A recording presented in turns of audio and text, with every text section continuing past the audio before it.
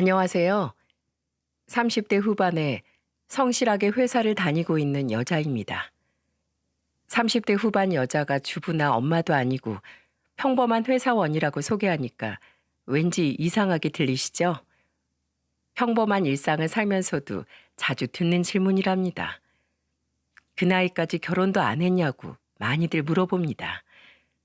처음에는 저런 질문들이 기분 나쁘기도 했지만 이제는 어느 정도 이해가 가기도 해요. 저는 사실 결혼했던 적이 있었지만 끝이 좋지 못했죠. 잘 살고 싶은 마음이 커서 망친 것 같다는 생각도 듭니다. 가족을 잃은 아픔을 겪어본 저는 가족이 참 애틋했어요. 삼남매였던 저는 여동생뿐만 아니라 남동생과도 사이가 돈독했습니다. 오죽하면 아버지가 저희 삼남매를 보면서 우스갯소리로 걱정스럽다는 말까지 하셨죠. 우리 집 삼남매는 결혼해도 자기들끼리만 친하게 지내는 거 아니야?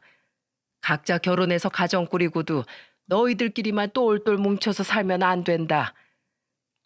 아버지가 저희를 보고 이런 말까지 할 정도로 동생들과 사이가 참 좋았어요. 어릴 때는 어려서 그랬다지만 성인이 되고도 저는 동생들을 살뜰히 챙겼습니다. 남동생 첫 취업에 성공했을 때는 여동생과 남동생 선물을 같이 고민하기도 했죠. 그때 저는 여동생과 같이 남동생한테 넥타이를 선물하며 말했어요.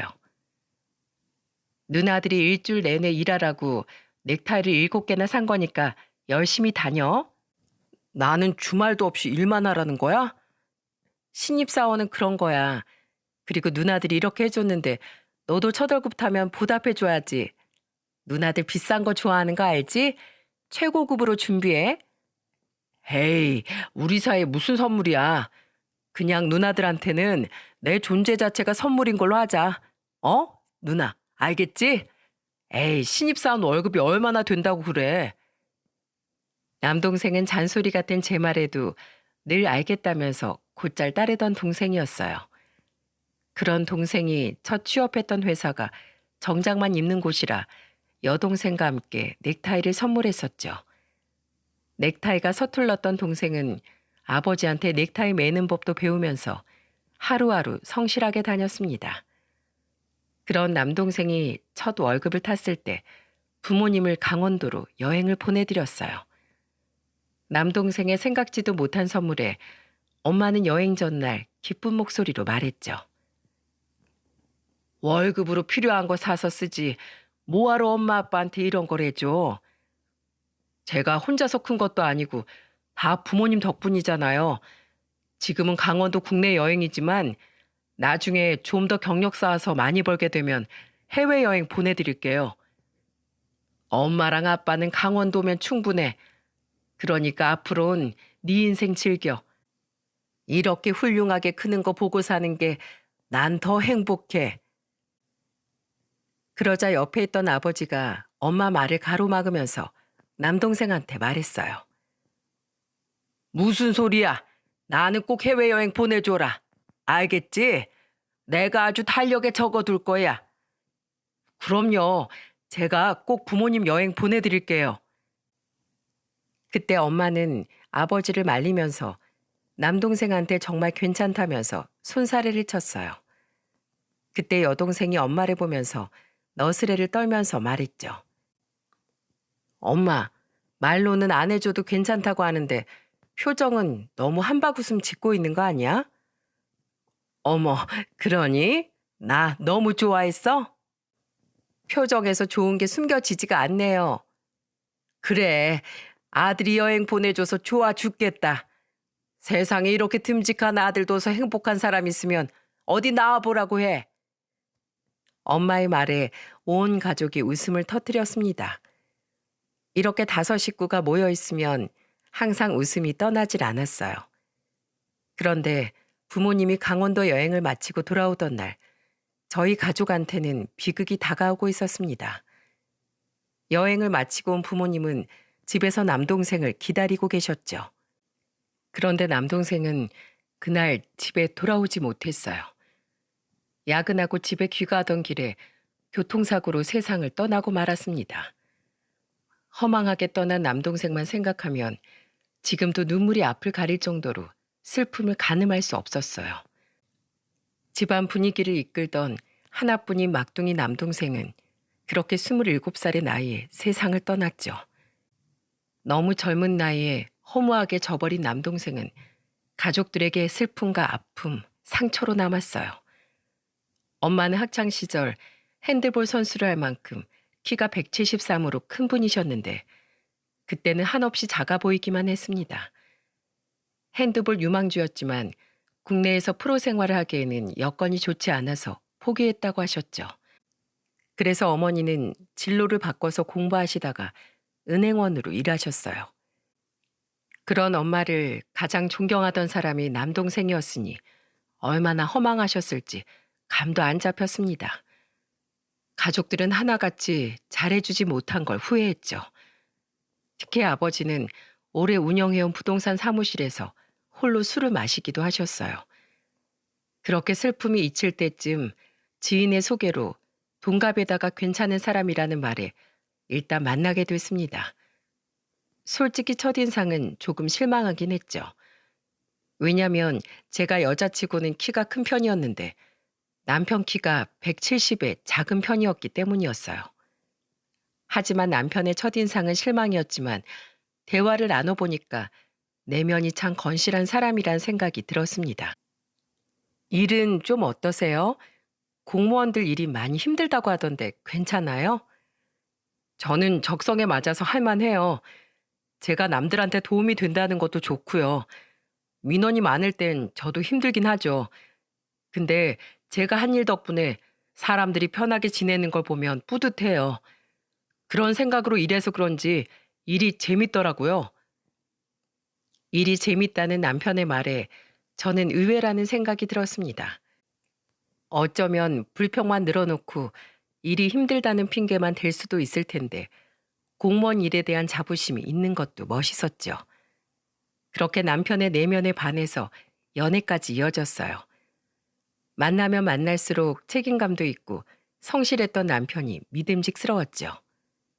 그런 모습을 보면 남동생이 건강하게 살아 있었다면 남편과 같은 모습으로 살았을 거라는 생각도 들었습니다.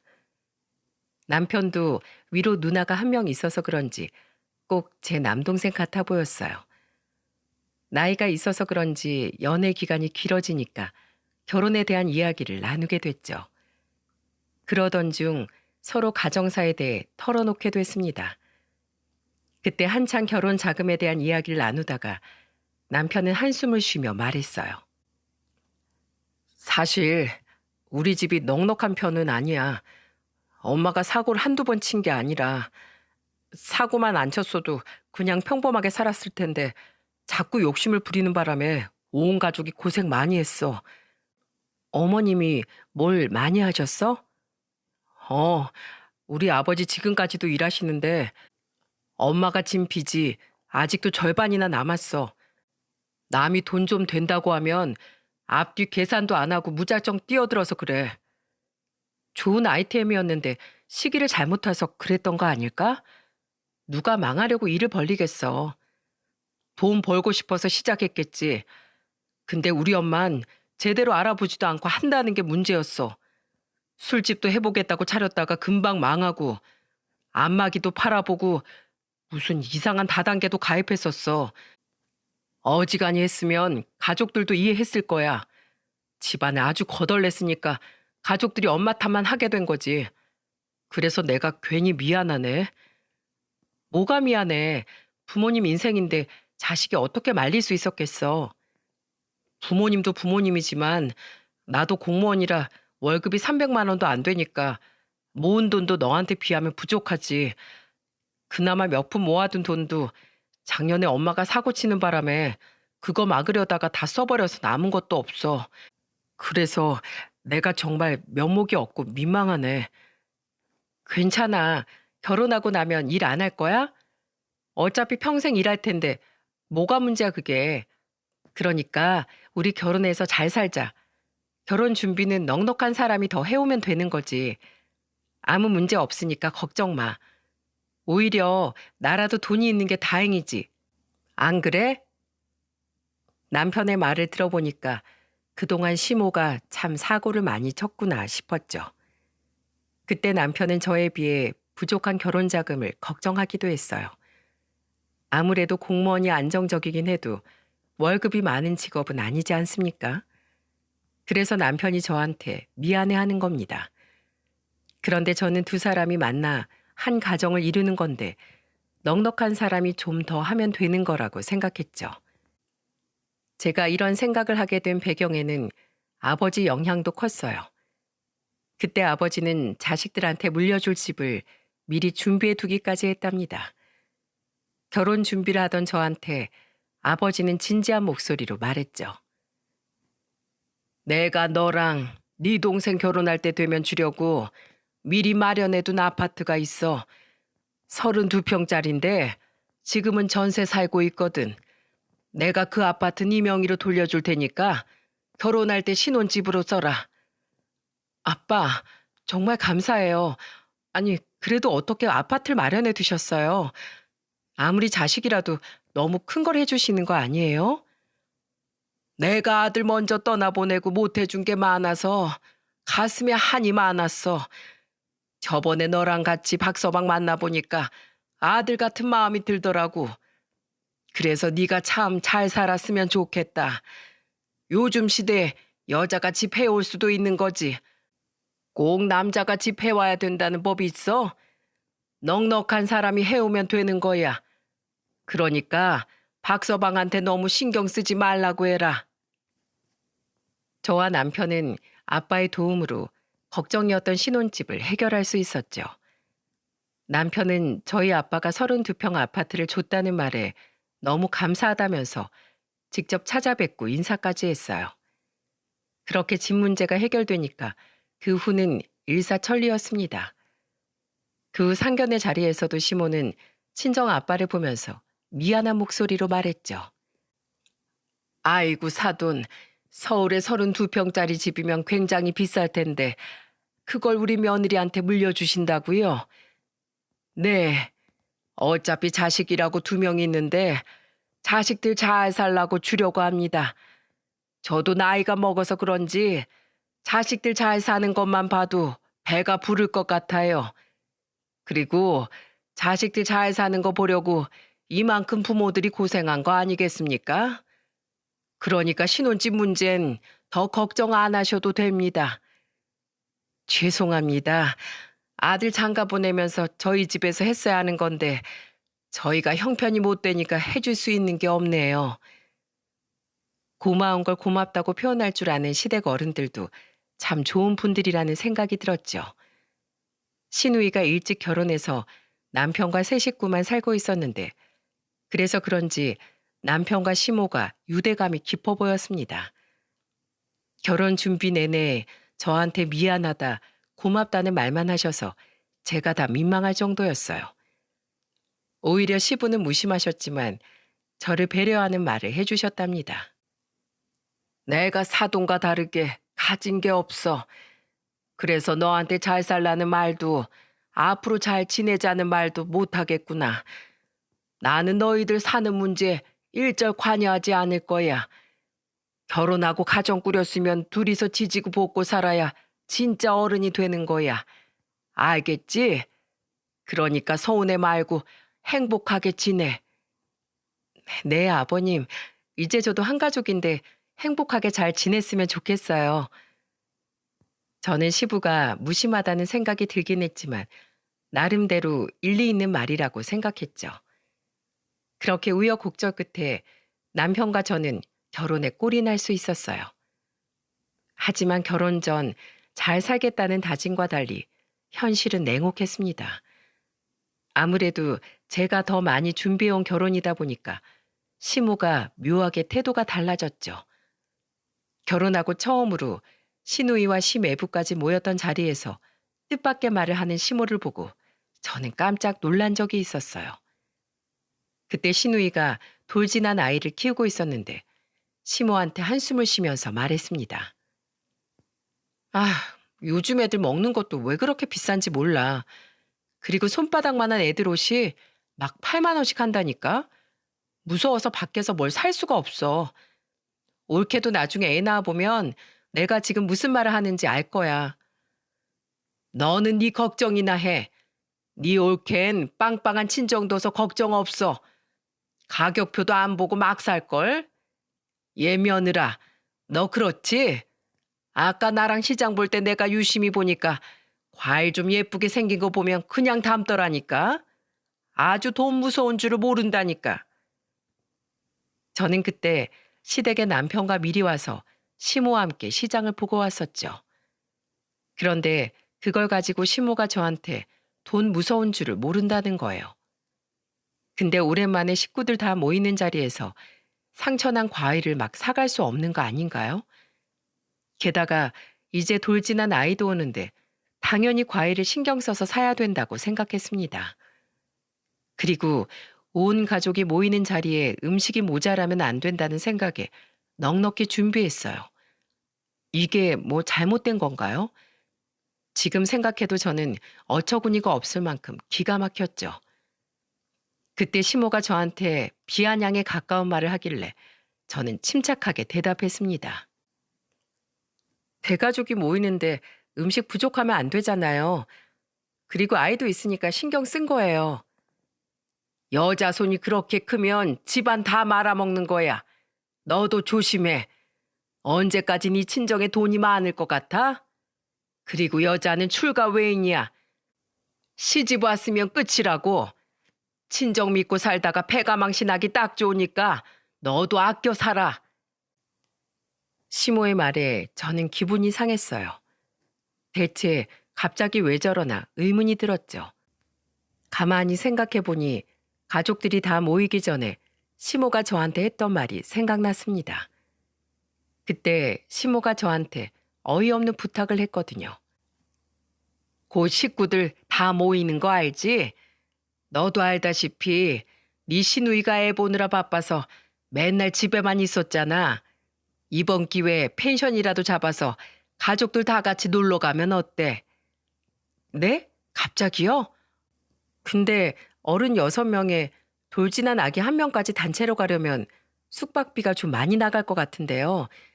3일 전에 큰 숙소 찾기도 힘들고 숙박비로 큰돈 나가면 식사가 부실할 것 같아요. 그리고 형님도 애기 데리고 멀리 가면 힘드시지 않을까요? 너는 그런 돈도 없니? 단체 숙소 그래봐야 주말에 50이면 될 텐데. 그 돈으로 차라리 집에서 좋은 음식 해먹는 게 좋죠. 다음에 제가 좋은 곳 알아볼 테니까 그때 가요. 이번엔 집에서 배부르게 먹어요. 그래, 그럼 네가 시댁에 돈 쓰기 아깝다는데 뭐 네 본심 잘 알았으니까 알아서 잘해봐. 그러더니 퉁명스럽게 전화를 끊어버리는 시모한테 당황했던 기억이 났죠. 그 후 찜찜하긴 했지만 괜찮을 거라고 생각했어요.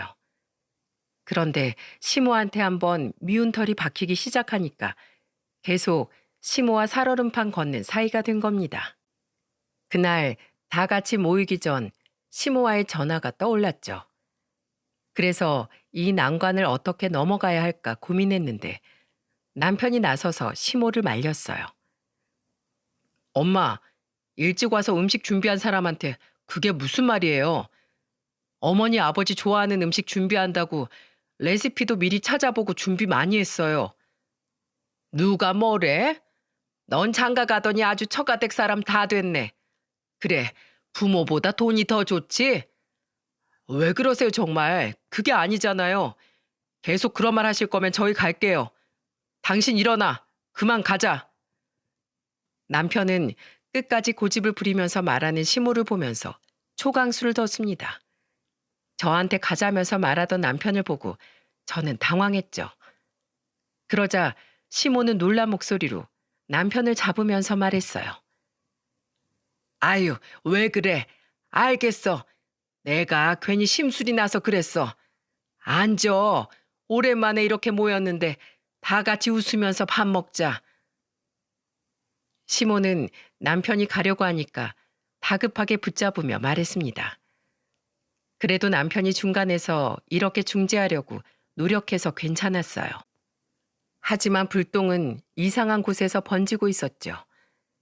큰 분란 없이 시댁에서 있던 가족 모임이 끝나고 집에 왔는데 신우이한테 즐거웠다면서 문자가 온 겁니다. 시댁에서 나오기 전에 신우이가 저한테 앞으로 잘 지내보자면서 번호를 물어봤었어요. 그래서 기쁜 마음으로 신우이와 번호를 교환했죠.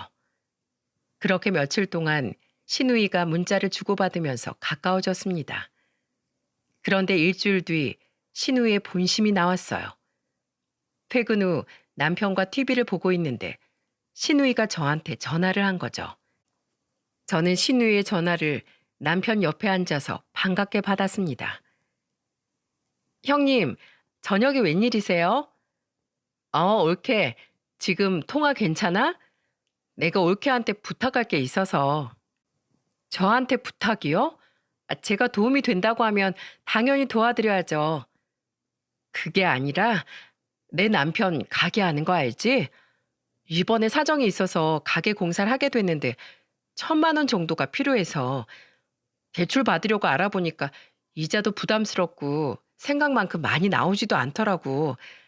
그래서 올케 여유 있으면 나 돈 좀 빌려주면 안 될까? 네? 1,000만 원이나요? 저도 결혼하면서 모아둔 돈은 다 써서 없는데요. 갑작스런 신우이 부탁에 저는 난감한 목소리로 말했죠. 그때 옆에 있던 남편도 놀란 표정을 봤어요. 신우이한테 온 전화인 걸 아는데 돈 얘기가 나오니까 놀란 눈치였습니다. 그때 저희도 결혼하느라 모아둔 돈을 다 썼기 때문에 돈이 없었죠.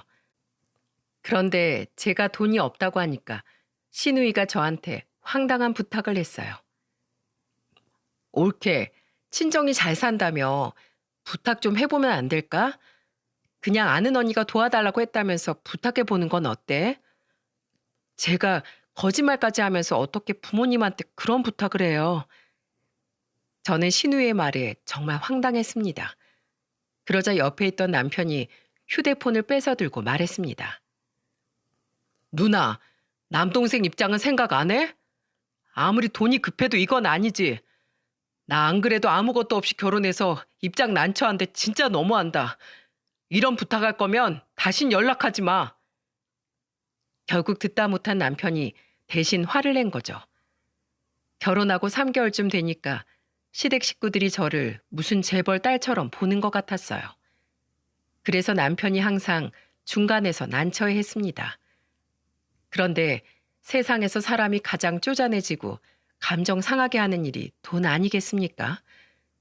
신우이까지 껴서 이런 문제가 생기니까 시무가 정말 노골적으로 태세가 달라졌어요. 제가 결혼 생활 있던 사건만 얘기하면 사람들이 몇 년은 동고동락한 부부였는 줄 알죠. 하지만 저는 결혼 생활을 고작 8개월 유지했었답니다. 그런데 짧은 기간에 비해서 뒷목 잡는 일은 몇 년 차 부부 못지 않았어요. 신우이 부탁을 거절하고 난 뒤 시모는 저한테 괜히 트집을 잡기 시작했죠.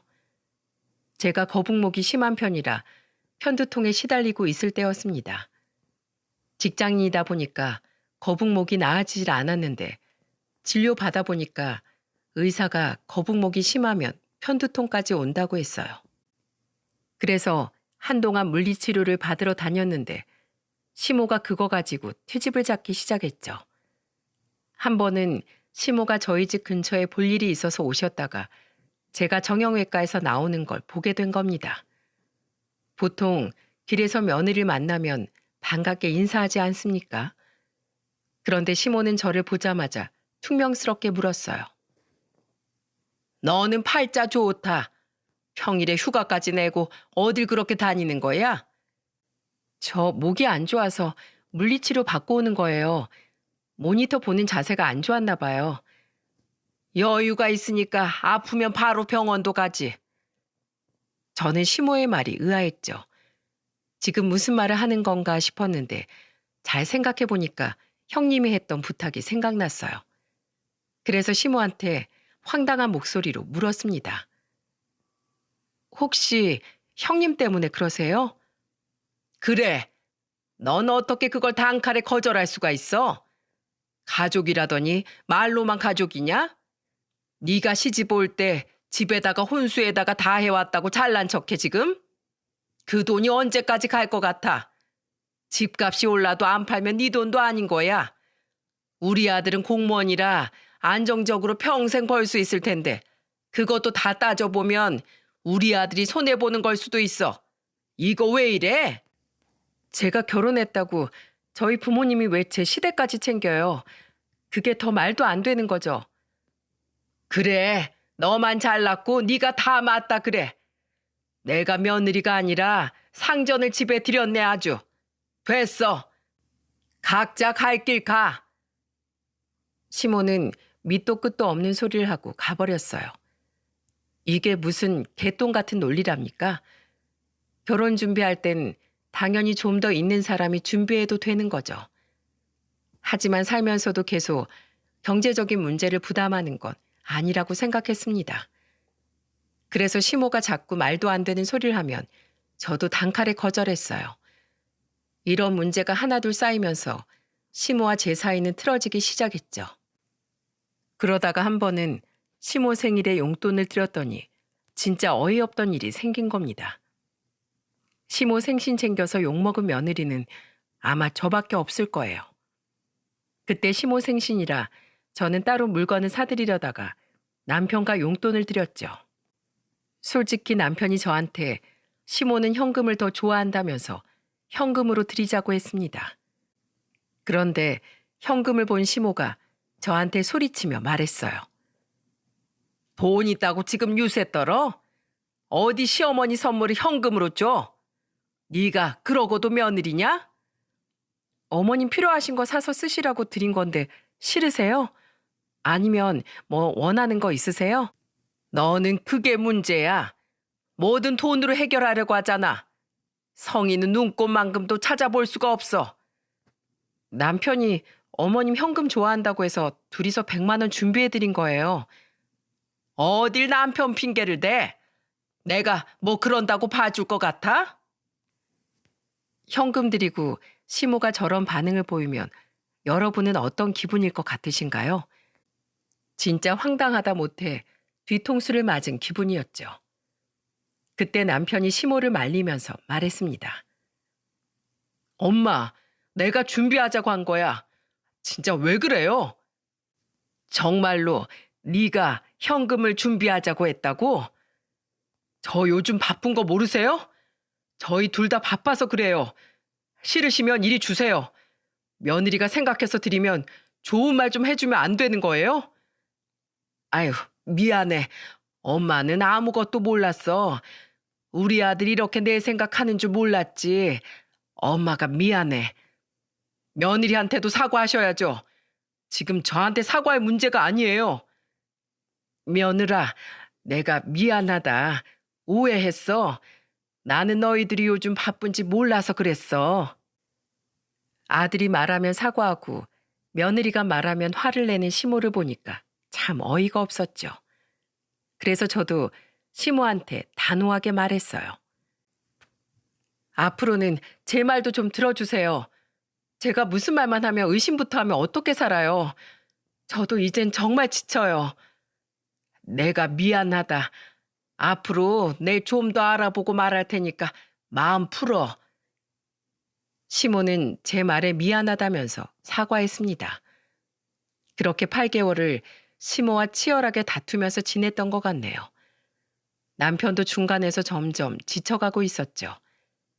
그런데 시모가 그런 남편이 기가 죽어 보였는지 엄한 생각을 떠올린 겁니다. 아주 작정했는지 시모가 짐을 한 보따리 싸들고 와서 집으로 온 거예요. 그런데 어이없는 건 시모가 비밀번호를 치고 들어왔다는 거죠. 그리고는 황당한 표정을 한 저와 남편을 보고 당당하게 말했습니다. 어머님, 비밀번호는 어떻게 알고 들어오세요? 내가 아들 집 비밀번호 알 수도 있지. 우리 아들이 명색이 공무원인데 너만 집이 있고 차도 있잖아. 8개월 정도 살았으면 둘 사이 신뢰도 생겼을 텐데 말만 가족이라고 하지 말고 이 집을 공동 명의로 바꿀 생각을 해야지. 그게 무슨 말씀이세요? 공동명의라뇨? 아니, 그렇잖아. 부부로 만나서 이 정도 지냈으면 공동명의로 해서 같이 가져야지. 내 친구가 얼마 전에 며느리가 부부싸움 좀 했다고 아들 쫓아내는 바람에 완전 알거지가 됐다고. 나는 그런 꼴은 못 봐. 그러니까 네가 당장 이 아파트 명의를 공동명의로 돌려. 너 요즘 하는 거 보니까 내 아들 무시하고 사는 것 같은데 내 아들 팽당하기 전에 내가 나서야지 안 되겠다. 내 말 들어줄 때까지 나 이 집 거실에 단식할 거야. 아버님은 어쩌고 여기 와서 단식을 하세요? 쥐뿔도 능력 없는 인간 알아서 살라고 해. 그리고 그동안 너 아주 정신 상태가 글러먹었어. 내가 아주 호되게 가르쳐서 시댁 소중하고 남편 소중한 거 알려줘야겠어. 돈 좀 있다고 유세 떠는 거 더는 못 봐. 진짜 시모의 억지에 미칠 노릇이었죠. 그때 남편까지 나서서 시모를 설득했습니다. 그런데 시모는 꼼짝도 안 했어요. 너무 답답해서 안방으로 들어가 버렸더니 남편이 쫓아 들어왔어요. 제가 화를 내니까 남편은 그때만 해도 저한테 어떻게든 설득하겠다고 했습니다. 그런데 이틀 정도가 지나도 시모가 아예 나갈 생각이 없어 보였죠. 그 당시엔 갈라설 생각이 없었기 때문에 경찰을 부르거나 최악의 수단은 피하려고 했어요. 그런데 좋게 해결해 보려고 노력하는 제 다짐이 무색할 만큼 시모는 최악이었습니다. 단식 농성하겠다는 사람이 밥만 차리면 제일 먼저 식탁에 앉더니 뭐라고 했는 줄 아십니까? 반찬이 이게 뭐야? 반찬이 꼴랑 6개야? 8개는 있어야 먹은 거 같지. 하여튼 살림하는 것도 영 마음에 안 들어. 어머님, 맞벌이 부부가 반찬 6개 놓고 먹는 것도 많은 거예요. 다른 집은 빵 먹고 살아요. 남들 그렇게 산다고 너도 그렇게 살래? 아주 웃긴다 너. 반찬 더 해와. 우리 아들 이런 거 먹고 못 사니까 얼른 해오라고. 남편은 시모의 말에 난감한 목소리로 괜찮다고 말렸어요. 그런데도 시모는 반찬 더 가져오라면서 소리를 질렀죠. 그래서 저는 숟가락을 내려두면서 말했습니다. 저랑 남편은 이 정도 놓고 잘 먹고 잘 살았어요. 그렇게 더 드시고 싶으면 어머님이 2개 더 만들어 보세요. 저는 출근해야 되니까 이만 나가볼게요. 뭐? 여자가 벌면 뭐 얼마나 번다고 회사 일을 더 열심히 해. 어머님 아들한테 물어보세요. 제가 지금 출근해야 돼서요. 공무원이었던 남편과 달리 저는 경력이 좀 많이 있는 편이라 월급이 450만 원 정도 됐어요. 그래서 남편도 맞벌이 하는 걸 더 선호했죠. 아이가 생기기 전까지 저희는 돈을 많이 모아두자고 했습니다. 그래서 아이가 생기면 혼인신고도 같이 하려고 미룬 상태였고요. 그런데 시모가 자꾸 명의를 공동으로 해달라고 요구하고 돈으로 태클을 거니까 저도 슬슬 지치고 있었죠. 그래도 남편이 시모를 설득해서 시댁으로 돌려보내려고 많이 노력하는 듯 했습니다. 그동안 저는 시모와 사사건건 부딪히는 일 투성이었어요. 그리고 남편은 중간에서 지쳐갔죠. 결국 시모가 저한테 샴푸 향이 마음에 안 든다면서 트집을 잡던 날, 저는 결국 참았던 화가 터졌습니다. 남편한테 버럭 화를 내면서 말했죠. 어머님, 너무한 거 아니야? 무슨 공동명의도 말도 안 되는데 이젠 샴푸 향이 마음에 안 든다고 잔소리하잖아. 지금 이게 말이 되는 상황이야? 입이 있으면 당신이 어디 말을 해봐. 아니, 뭐 엄마도 이해하고 당신도 이해하고 나도 이제 모르겠어. 무슨 말을 그렇게 두리뭉실하게 하고 있어? 여기 나만 살아? 우리 부부잖아. 당신 나한테 고맙지도 않아? 여기 혼수도 내가 하고 당신 해온 게 뭐가 있는데. 이 집 우리 아버지가 나 줬지만 우리 부모님 집이야. 그러니까 내일까지 어머님 빨리 집으로 모셔. 알겠어? 지금 당신 금 나누는 거야? 당신이 이런 식이니까 우리 엄마가 내 걱정해서 공동명의 얘기까지 나오는 거잖아. 남편의 말에 화가 나서 점점 언성이 높아졌어요.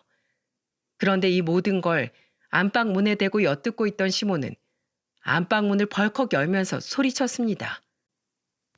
야, 너 감히 지금 우리 아들한테 소리 질렀어? 시애미가 있어도 대놓고 무시하네 이거. 네가 그럴수록 난 절대 못 나가. 알겠어? 무슨 권리로 못 나가요? 당장 나가요. 여기 우리 아들 집인데 내가 왜 나가? 결혼했으면 절반은 우리 아들 집이지. 이게 왜 어머님 아들 집이에요? 따지고 보면 어머님 지금 무단 침입이에요. 경찰이라도 불러드려요? 제가 가만히 참았더니 저를 완전 호구로 보는 것 같아서 저도 강하게 나갔죠. 경찰 얘기가 나오니까 시모는 당황한 표정을 짓더군요. 그래서 저는 단호한 목소리로 시모를 보며 말했습니다. 오늘 저녁까지 당장 짐 들고 나가요. 아시겠어요? 이 집에 다시 왔을 때 어머님 짐 하나라도 보이면 저 더 이상 못 참아요. 협박에 가까운 말을 쏟아내고 저는 집을 나왔죠. 이렇게 말하면 정말 나갈 줄 알았어요. 솔직히 자존심이 상해서라도 나갈 줄 알았습니다. 밖에서 화를 좀 식히고 집에 왔는데 시모랑 남편은 제가 온 줄도 모르고 둘이서 노트북 화면을 보고 심각한 얘기를 하고 있는 거예요. 무슨 소리를 하나 슬며시 가보니까 시모가 남편을 붙들고 심각한 목소리로 말했죠.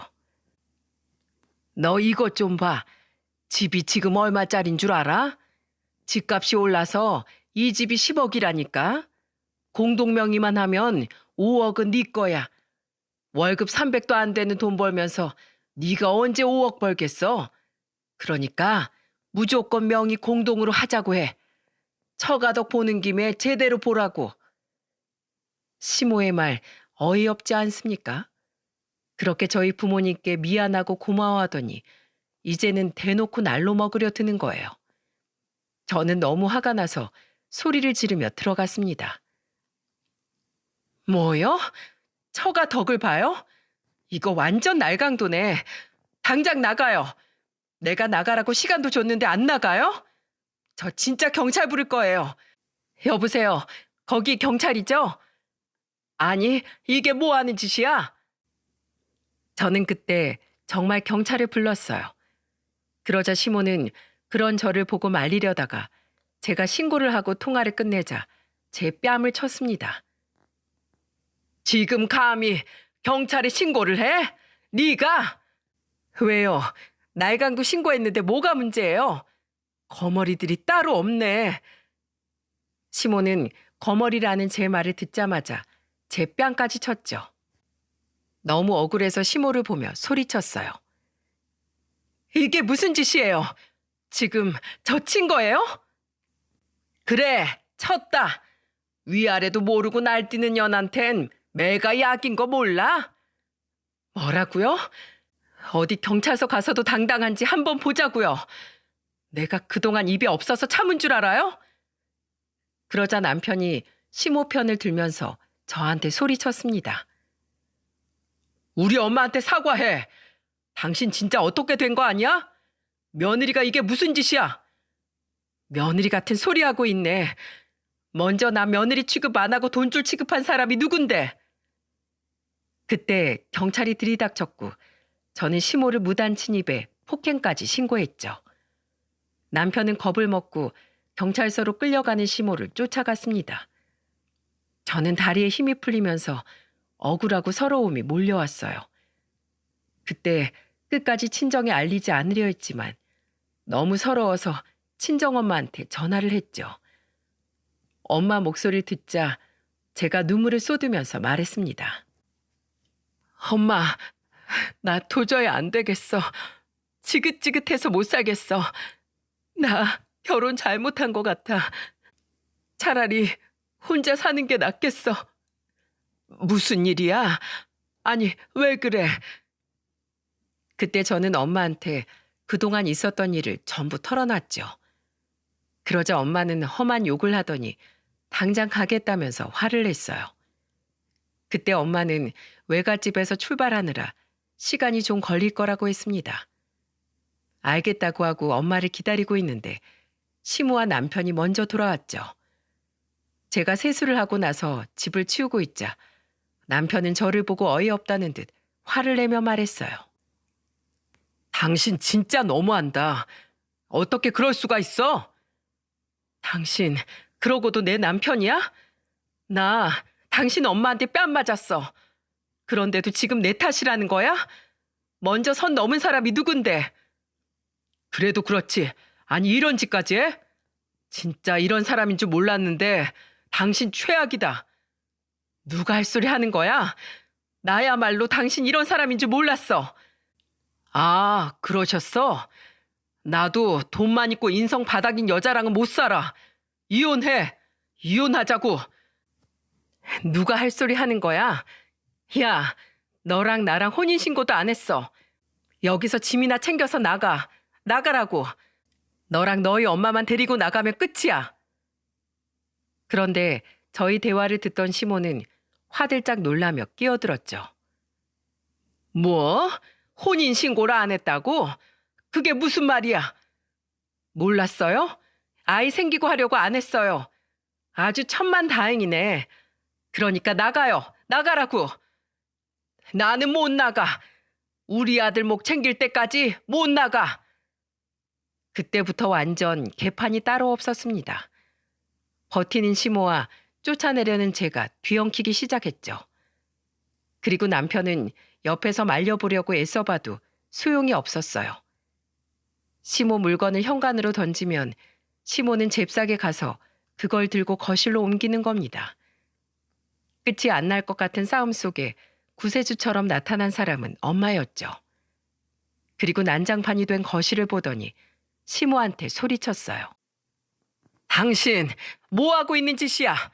내 딸한테서 당장 손 못 대? 키 155의 마른 체격인 시모는 키 173이었던 엄마가 밀치자 힘없이 넘어졌습니다. 그리고 시모는 엄마를 보며 소리쳤죠. 내가 우리 아들 집에 있는데 뭐가 잘못됐어요?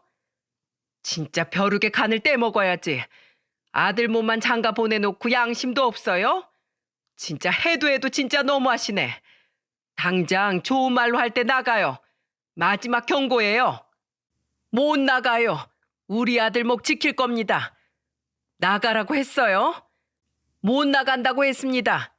오늘 아주 들어 누워야겠네. 나가세요.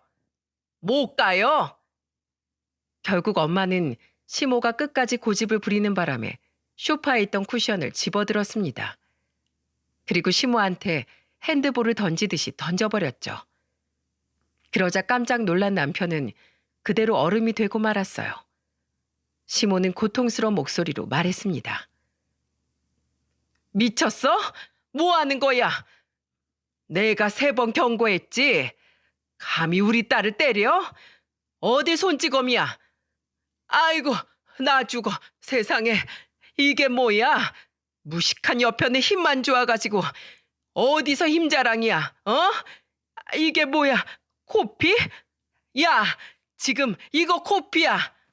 키도 쬐그만한 게 오늘 쌍코피 한번 보고 싶으면 어디 더 고집 부려봐. 그러자 얼음이 된 채 서 있던 한심한 남편 놈은 시모를 끌고 나가려고 했어요. 그러자 시모는 버티면서 말했죠. 야, 여기 내 짐. 나 하지 완전히 간 거 아니다. 딸, 저 여자 캐리어 가져와. 더러운 물건 하루빨리 치워버리게. 뭐 쓰레기? 너 말 다 했어? 그때 남편은 시모를 잡아 끌면서 말했습니다. 엄마, 좀 가요. 가자고요. 한심한 놈이 자기도 맞을 것 같았는지 시모를 데리고 주랭랑을 쳤어요. 정말 한심하지 않습니까?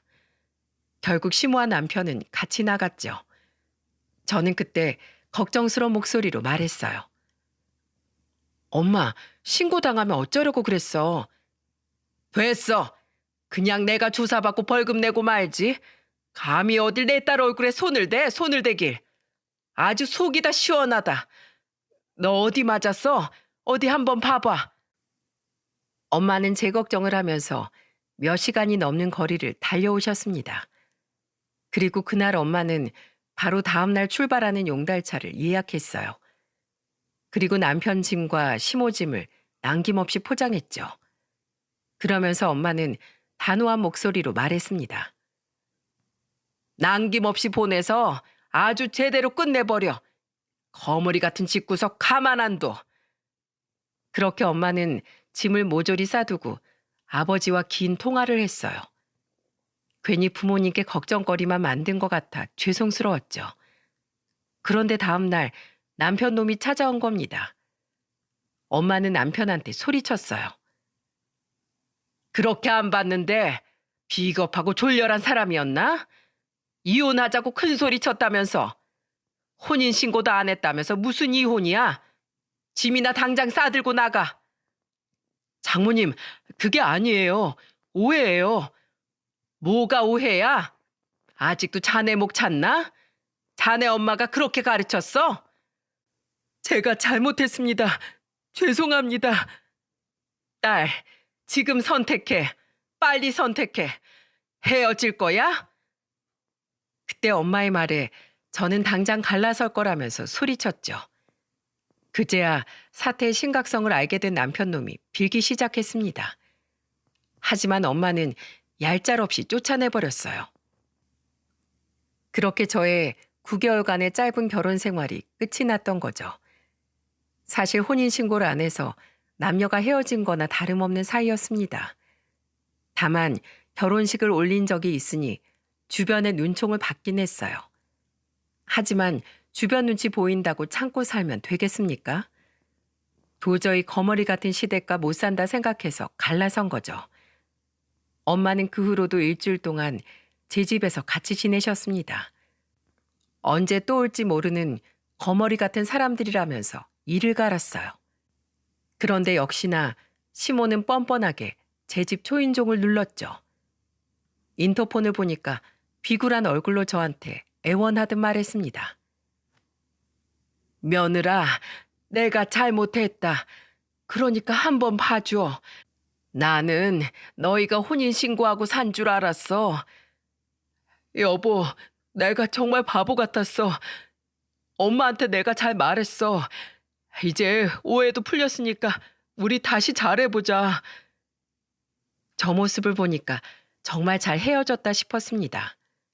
그래서 인터폰에 대고 소리치며 말했어요. 여길 어디라고 와요? 또 경찰 부르기 전에 빨리 썩 꺼져요. 공무원 신분인 남편이 또 경찰을 부르겠다고 하니까 시모를 데리고 주랭랑 치듯 떠났죠. 마지막 알량한 공무원 자리는 지키고 싶었나 봅니다. 그런 사람이 왜 제가 가진 것들은 우습게 봤는지 이해가 안 가네요. 그렇게 시댁과 한참 실랑이를 하던 끝에 모든 게 끝이 난 거죠. 그 후 집에 돌아가자 아버지는 저를 그저 말없이 안아주셨습니다. 그때야 비로소 가족 품에 온 것 같았어요. 지금은 회사 생활하면서 부모님과 맛집도 다니면서 지내고 있죠. 저만큼이나 상처받았을 부모님께 살면서 갚아 나가려고 다짐했습니다. 이렇게 사연을 보내게 된 것도 많은 분들이 가족에 대해 생각해 보셨으면 하는 마음에 쓰게 됐어요. 결혼해서 가정을 꾸렸으면 돈보다 소중한 믿음을 먼저 새겨야 되는 거 아닙니까? 지금은 헤어진 사이라 서로 소식도 모르고 살지만 돈만 보고 사는 인생은 속빈 강정이나 다름없다고 생각합니다.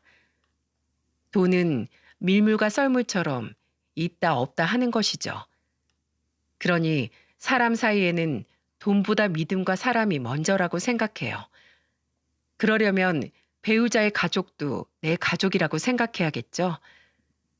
허울뿐인 가정을 이루는 것보다 지금의 제 삶이 참 안정적이고 만족스럽게 느끼고 있죠. 제 인생에서 가장 잘한 선택이 아닐까 싶어요. 저는 이렇게 끝이 났지만 부디 다른 분들은 행복하게 잘 사셨으면 좋겠습니다. 그런 마음으로 쓰게 된 사연이니까 제 바람이 이루어지길 바랍니다. 끝까지 들어주셔서 정말 감사합니다.